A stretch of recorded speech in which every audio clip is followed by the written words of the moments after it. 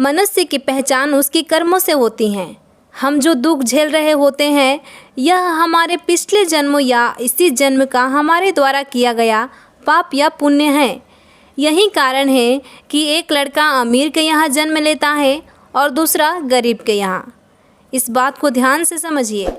दोनों ने कर्म नहीं किया, फिर भी जन्म लेते ही एक करोड़पति बन जाता है और दूसरा खाकपति।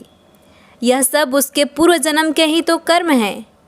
कैसे, आइए जानते हैं। नमस्कार दोस्तों, भारतवर्ष में आपका स्वागत है। वीडियो अच्छा लगे तो वीडियो को लाइक, शेयर, कमेंट ज़रूर करें और चैनल को सब्सक्राइब भी कर ले ताकि हमारे आने वाले वीडियो की नोटिफिकेशन सबसे पहले आपको पहुँचे। गीता में भगवान श्री कृष्ण कहते हैं, मनुष्य को उसके द्वारा किए गए कर्मों के अनुसार ही फल की प्राप्ति होती है। हमारा कर्म ही हमारे भाग्य का निर्माण करते हैं। इसलिए हर कर्म करने से पहले ज़रूर सोचें कि हम जो करने जा रहे हैं वो सही है या गलत। वेदव्यास लिखते हैं, परोपकाराय पुण्याय पापाय परपीडनम, अर्थात परोपकार करने से पुण्य और परपीडनम से पाप मिलता है। इतना ही नहीं, इसके बारे में 18 पुराणों में सबसे उत्तम गरुड़ पुराण क्या कहता है, आइए जानते हैं। व्यक्ति के कर्मों का प्रभाव उसके उसी जीवन में मृत्यु के बाद तथा पूर्व जन्म तक बना रहता है। फिर आप सोच रहे होंगे कर्म का मतलब क्या हो सकता है।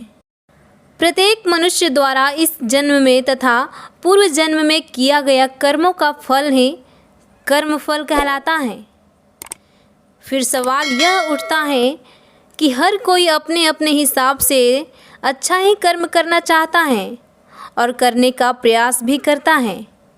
फिर यह पाप कर्म उत्पन्न कहाँ से होता है? तो सुनिए, मनुष्य के शरीर में कामना से उत्पन्न क्रोध और लोभ ही पाप का कारण बनता है। हमें और आपको ज़रूरत है इस पर अंकुश लगाने की। कुछ ऐसे भी लोग हैं जो इस जन्म में सन्यासी बनकर पुण्य कर्म कर रहे हैं, फिर भी वे दुखी हैं। यही तो है हमारे पूर्व जन्म का पाप कर्म। समझने का फेर है।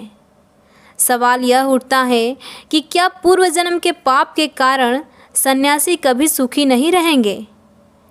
यदि वह पूर्व जन्म में पाप कर्म कम किए होंगे तब तो वह कुछ समय के लिए ही कष्ट झेलेंगे, अन्यथा पाप की अधिकता के कारण उन्हें जिंदगी भर संघर्ष करना पड़ सकता है।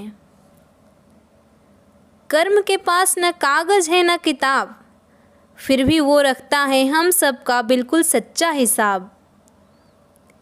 हम अपने वीडियो के माध्यम से आपको यही बताना चाहेंगे कि हम अपने भाग्य के निर्माता स्वयं होते हैं और दोष देते हैं भगवान को। आपने क्या सोचा, गलत करना पाप है या पुण्य? कृपया करके कमेंट करके हमें ज़रूर बताएं। अंत में हम आपको यही बताना चाहेंगे कि आप अपना कर्म करना मत भूलिए, क्योंकि रामायण में तुलसीदास लिखते हैं, कर्म प्रधान विश्व करी राखा, जो जस करहि सो तस फल चाखा। हमारा पूरा वीडियो देखने के लिए आपको बहुत बहुत धन्यवाद।